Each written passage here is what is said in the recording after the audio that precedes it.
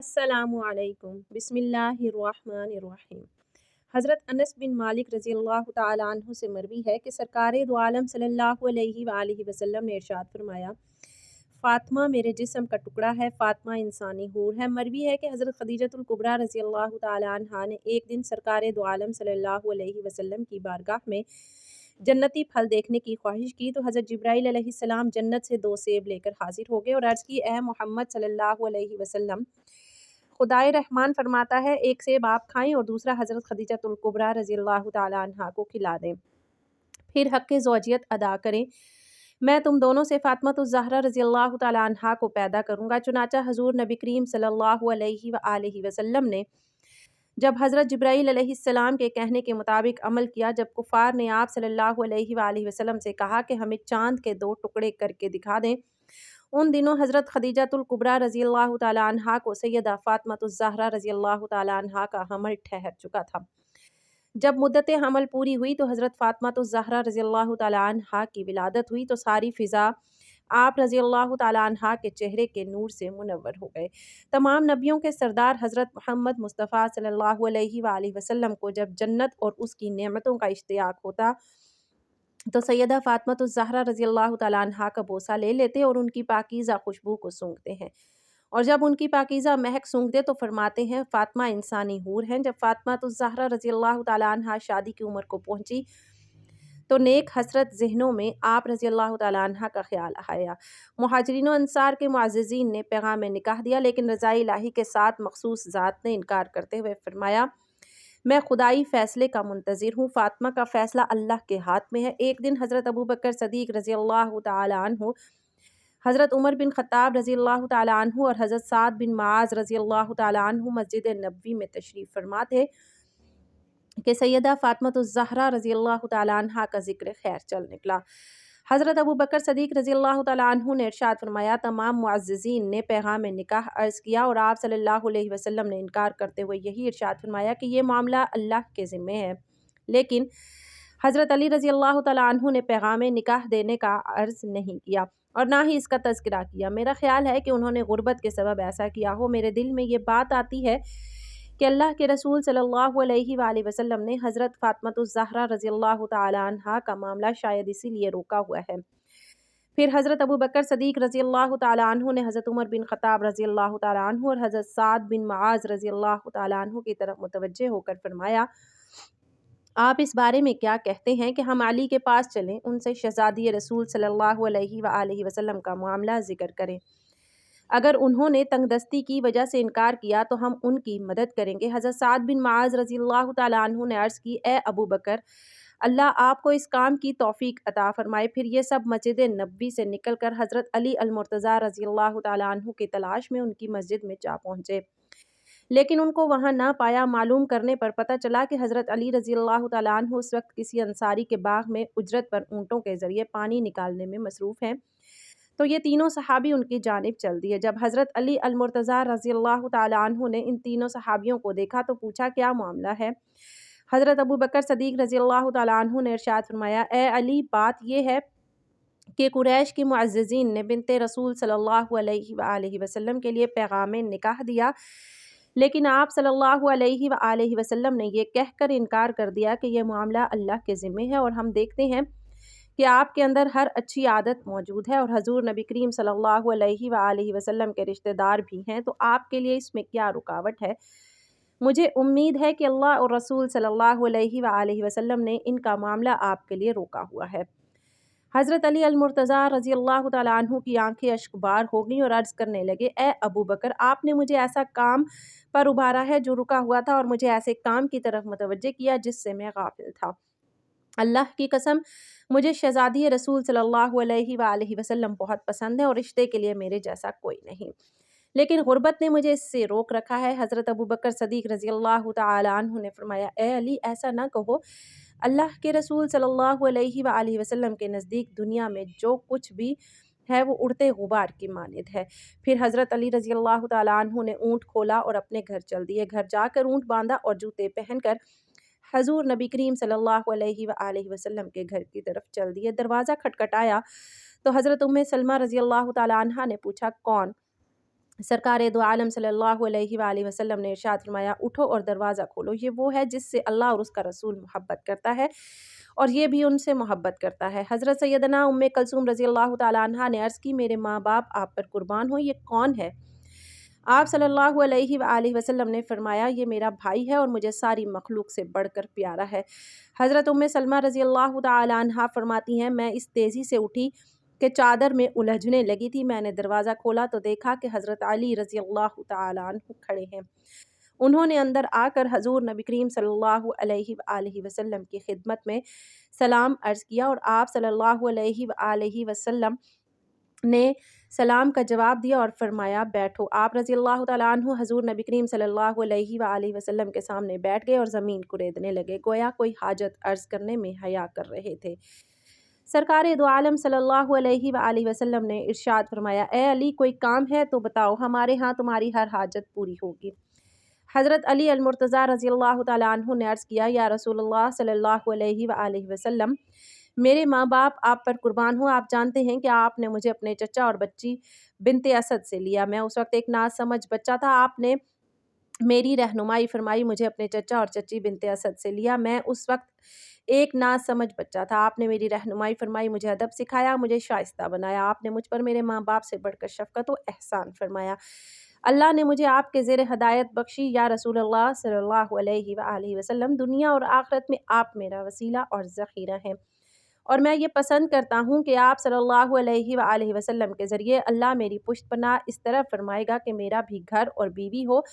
جس میں چین حاصل کروں، یہی غرض لیا آپ کی خدمت میں حاضر ہوا ہوں، یا رسول اللہ صلی اللہ علیہ وآلہ وسلم کیا آپ اپنی لخت جگر حضرت فاطمہ کا نکاح مجھ سے کر دیں گے؟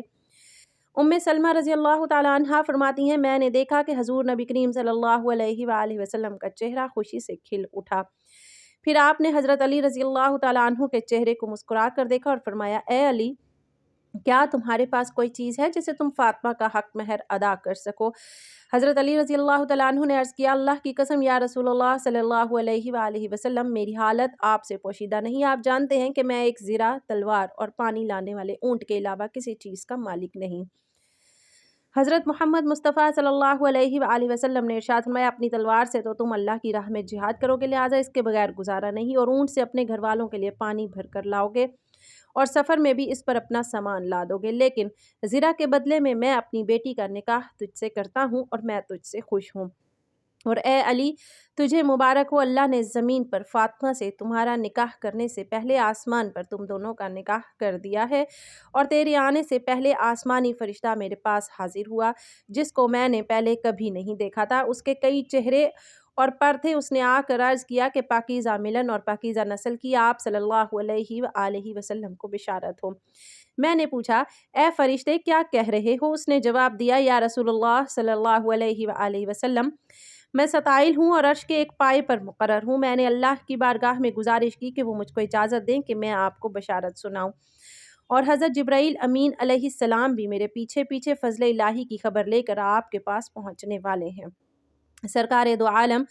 صلی اللہ علیہ وآلہ وسلم نے ارشاد فرمایا ابھی اس فرشتے نے اپنی بات پوری نہیں کی تھی کہ جبرائیل امین علیہ السلام نے آ کر سلام عرض کیا اور ایک سفید ریشم کا ٹکڑا میرے ہاتھوں پر رکھ دیا جس میں 2 لائنیں تھیں، میں نے پوچھا اے میرے دوست یہ خط کیسا ہے، کس نے لکھا ہے؟ انہوں نے بتایا یا رسول اللہ صلی اللہ علیہ وآلہ وسلم اللہ نے دنیا پر نظر رحمت فرمائی اور اپنی رسالت کے لیے مخلوق میں سے آپ صلی اللہ علیہ وآلہ وسلم کا انتخاب فرمایا اور آپ کے لیے ایک حبیب بھائی، دوست اور وزیر چن کر اس کے ساتھ آپ کی بیٹی حضرت فاطمہ الزہرا کا نکاح فرما دیا ہے۔ میں نے پوچھا اے جبرائیل ذرا یہ تو بتاؤ یہ میرا حبیب کون ہے؟ اس نے جواب دیا آپ صلی اللہ علیہ وآلہ وسلم کا چچا زاد اور دینی بھائی حضرت علی رضی اللہ تعالی عنہ ہے،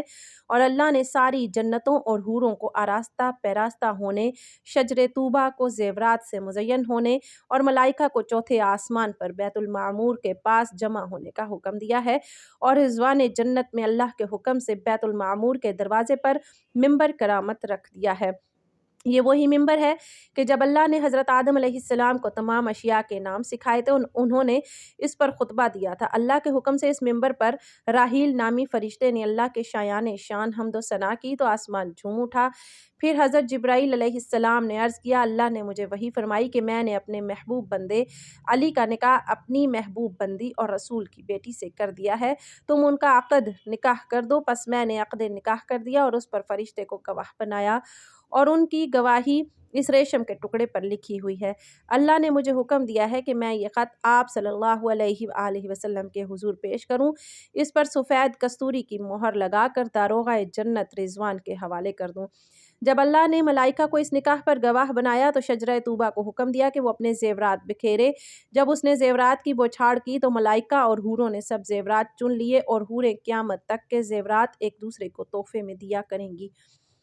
اللہ نے مجھے حکم دیا ہے کہ میں آپ سے یہ عرض کروں کہ آپ صلی اللہ علیہ وآلہ وسلم زمین پر حضرت فاطمہ الزہرا کی شادی حضرت علی سے کر دیں، اور مجھے یہ بھی حکم ملا ہے کہ حضرت فاطمہ الزہرا کو 2 ایسے شہزادوں کی بشارت دوں جو انتہائی ستھرے، عمدہ خصائل اور عمدہ فضائل کے حامل ہوں گے، پاکیزہ فطرت اور دونوں جہانوں میں بھلائی والے ہوں گے۔ حضور نبی کریم صلی اللہ علیہ وآلہ وسلم نے فرمایا، اے علی، ابھی فرشتہ بلند نہ ہوا تھا کہ تم نے دروازے پر دستک دے دی، میں تمہارے متعلق حکم الہی نافذ کر رہا ہوں، تم مسجد میں پہنچ جاؤ، میں بھی آ رہا ہوں، میں لوگوں کی موجودگی میں تمہارا نکاح کروں گا اور تمہارے وہ فضائل بیان کروں گا جن سے تمہاری آنکھیں ٹھنڈی ہوں گی۔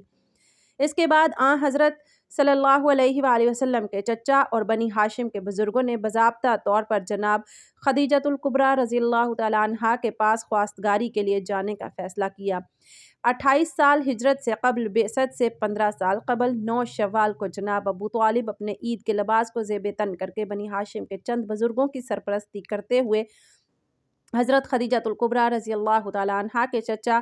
عمر بن اسد کے گھر کی طرف روانہ ہوئے، کیونکہ طے یہ پایا تھا کہ نکاح خوانی کی رسم وہیں پر منعقد ہوگی۔ خاطر تواضع اور مہمان نوازی کے بعد سب سے پہلے جناب ابو طالب نے خدائے سبحان کی وحدانیت اور مکہ و محمد کی عظمت کے بارے میں ایک خطبہ پڑھا۔ خطبہ پڑھنے کے بعد مہر کے بارے میں گفتگو ہوئی۔ حضرت خدیجۃ الکبریٰ رضی اللہ تعالیٰ عنہا کے مہر کے بارے میں مختلف اقوال نقل کیے گئے ہیں۔ ابن عباس نے خدیجۃ الکبریٰ رضی اللہ تعالیٰ عنہا کا مہر 12 اوقیہ ذکر کیا ہے، جبکہ سیرہ ابن حشام میں ہے بکرہ ذکر کیا گیا ہے۔ مہر دینے کا وقت آیا تو حضرت خدیجۃ الکبریٰ رضی اللہ تعالیٰ عنہا کھڑی ہوئیں اور اپنے چچا عمر سے فرمانے لگیں، ممکن ہے دوسرے مسائل میں آپ اختیار رکھتے ہوں لیکن یہاں پر خود مجھے اختیار ہے۔ اس کے بعد کہا، اے محمد صلی اللہ علیہ وآلہ وسلم، میں نے اپنے آپ کو آپ کی بیوی قرار دیا اور مہر بھی میں نے اپنے ہی ذمے لے لیا۔ جناب ابو طالب نے مخاطب ہو کر کہا، گواہ رہنا کہ خدیجۃ الکبریٰ رضی اللہ تعالیٰ عنہا نے محمد صلی اللہ علیہ وسلم کو اپنے شوہر کے عنوان سے قبول کیا اور مہر بھی اپنے ہی ذمے لے لیا۔